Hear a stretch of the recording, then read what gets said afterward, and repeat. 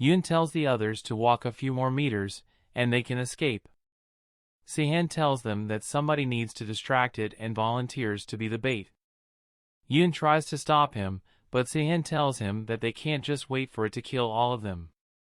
Yoon is surprised by Sahan's action and admires his calmness despite the situation. Near them, Jisoo is still grabbing Dongwo's face and calling Sahan, but he gestured that it's going to be okay. He looked around and found a piece of red cloth. On the other hand, Dongwo seems to know that a Minotaur would appear, probably because his god told him about it. Yoon bowed down to Sahan, thanking him for volunteering to do this to save them. Some time to escape. Sahan then tells them he will give them a signal when to run and escape towards the main entrance. He then quickly jumps back, taunting the Minotaur to target him, and yells to the other players that's their chance to escape. Yoon shouts, "Run and don't look back." By doing that, he gained the ability the command shout. He looked back at Sahan and saw him dodging the Minotaur effortlessly. Yoon was amazed by Sahan's movement. While the other players reached gold, they were given the notification that they cleared main quest 1 and their ranking became gold tier. After reaching the gold, Yoon looked at the other players and confirmed that all of them escaped. He tried to go back, but a blue wall appeared, blocking him from going back inside. Then he shouted to Sahan that they were all finished escaping and he should get out of there. But Sahan got distracted by this and got hit by the Minotaur's punch, which sent him flying to a nearby building, destroying it in the process. The players were dumbfounded after witnessing this, telling themselves that Sahan's sacrifice will not be in vain. Jisoo is just standing there looking at the place where Sahan got blown away. After that, we can hear Sahan's thoughts, saying that he wasn't a good guy in his past life. That he's a selfish person, but when Yoon thanked him, it felt good for him. Then he emerges from the building rubble, telling himself that in his previous life, he was weak and that he wanted to stay alive. He had to be cold and selfish, but where did that lead him? Alone. Experiencing that in his second playthrough, he chose a different path. Since there are no observers around, Sahan wants to use his skills this time for real. Here we can see Sahan's stats for now. He survived the Minotaur punch by spending points on health.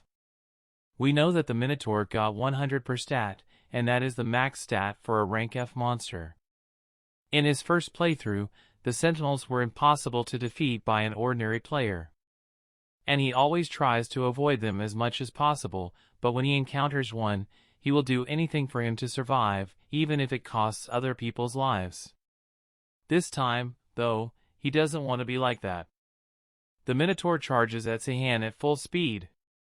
But he just stood there and stopped its horn with his bare hands.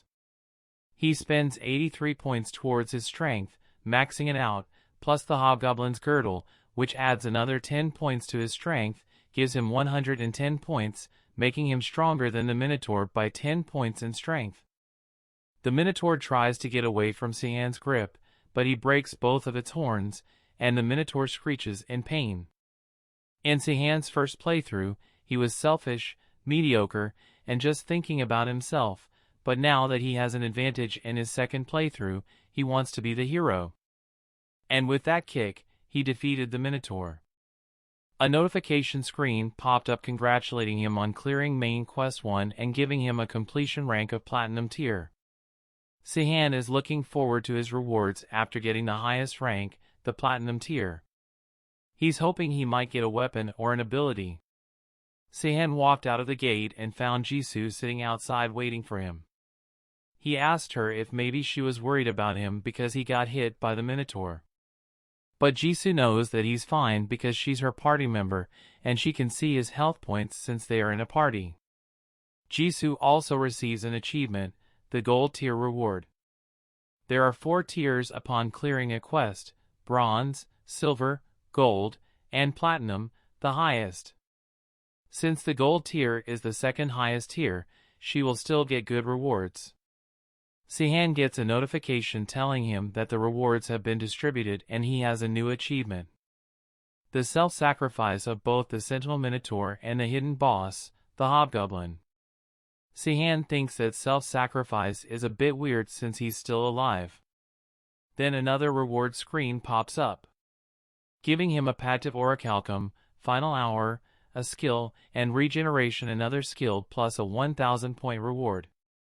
He was surprised because the final hour and regeneration are hard to obtain, but they are upgradable and have a lot of late-game potentials.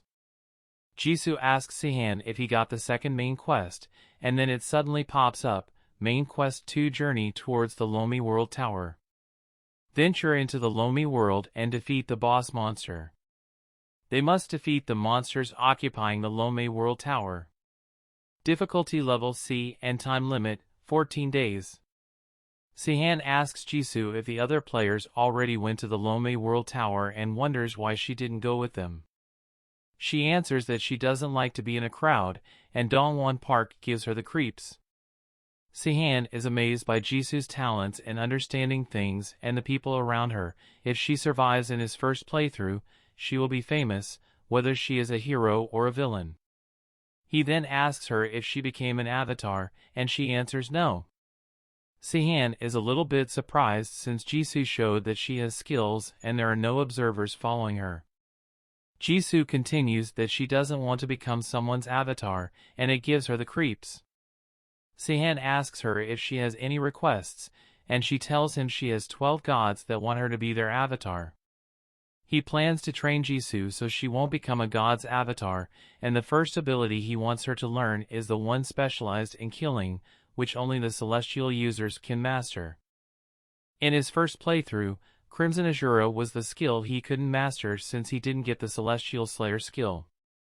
Martial art techniques are upgradable, but they're hard to obtain, which is why he didn't choose them in his first playthrough. Then Sahan teaches Jisoo the skill, and she is surprised at how fast she learned it, and it feels unbalanced. A few hours ago, before Sahan taught her the skill, he was practicing the skill the final hour. When activated, his movements will become faster but limited to only 5 seconds, and the cooldown is in 1 hour. The skill exponentially boosts both attack power and survivability, and that's a really good skill, plus it's upgradable, which gives it more potential.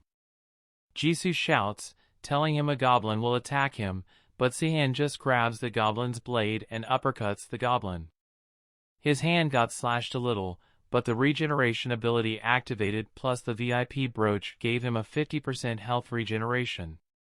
They are killing the goblins near the area to gain more points, and she tells her that she will share some abilities with her. They found a cafe, and they went inside. Sahan shared the ability of regeneration with Jisoo, and he gained the Celestial Slayer skill. He shared the ability to regenerate because he thinks that will be the most useful skill he can share with Jisoo. A notification screen pops up saying that the effectiveness of the shared abilities is down to 30%, but it can be raised to 80% depending on the friendship level, and the shared ability does not include its penalties.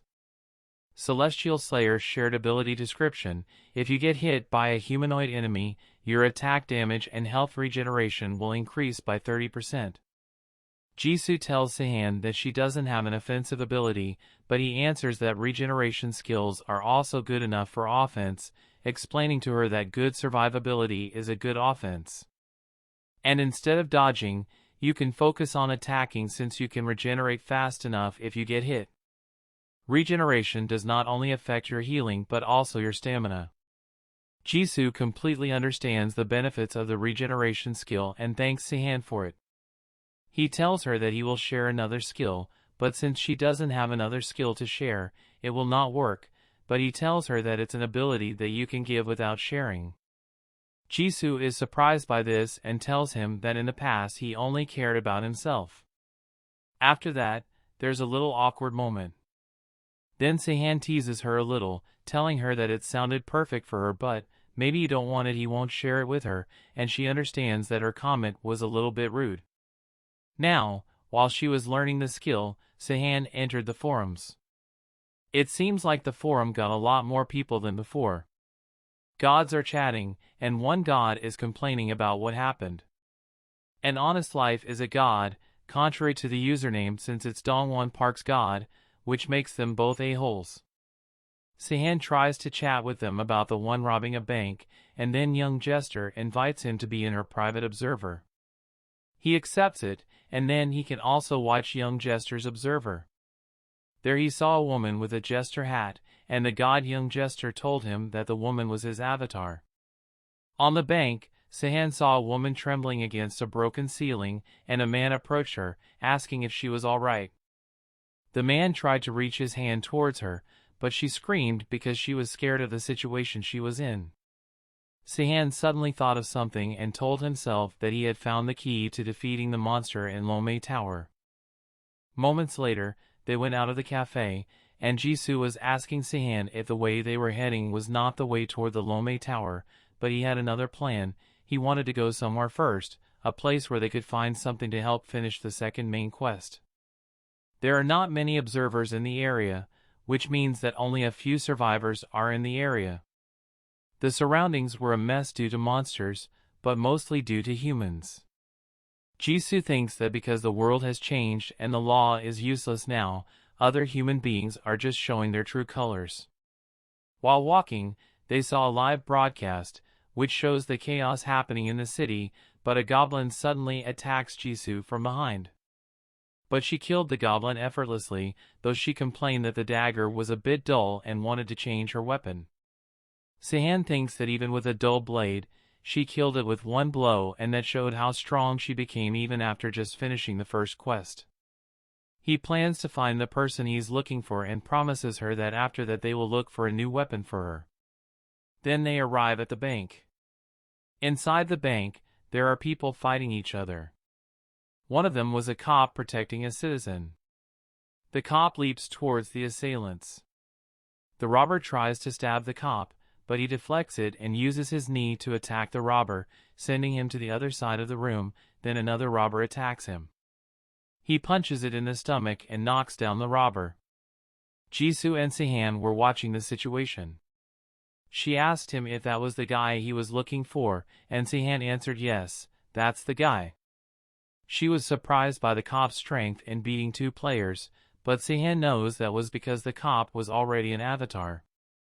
The cop notices them, asks if they need something from the bank, and asks them to evacuate the place because robbers might attack the bank constantly. Sahan tells him that they went there to see Mina Lee, and the cop got a little flustered hearing that. Then Jisoo grabs his wrist to check his pulse, confirming that he knows something about Mina Lee. Jisoo's senses became really sharp. The cop asked them who they really were, but an observer appeared. It seems that the observer belongs to the young jester. Sahan tells the cop to just reveal himself and his special ability. When Sahan was using the observer of young jester before, the girl who was in between rubble was just acting helpless to knock someone who was trying to help her and steal that person's outfit and identity. Then now she undid her special ability, showing her true self. That special ability was to copy a person's appearance.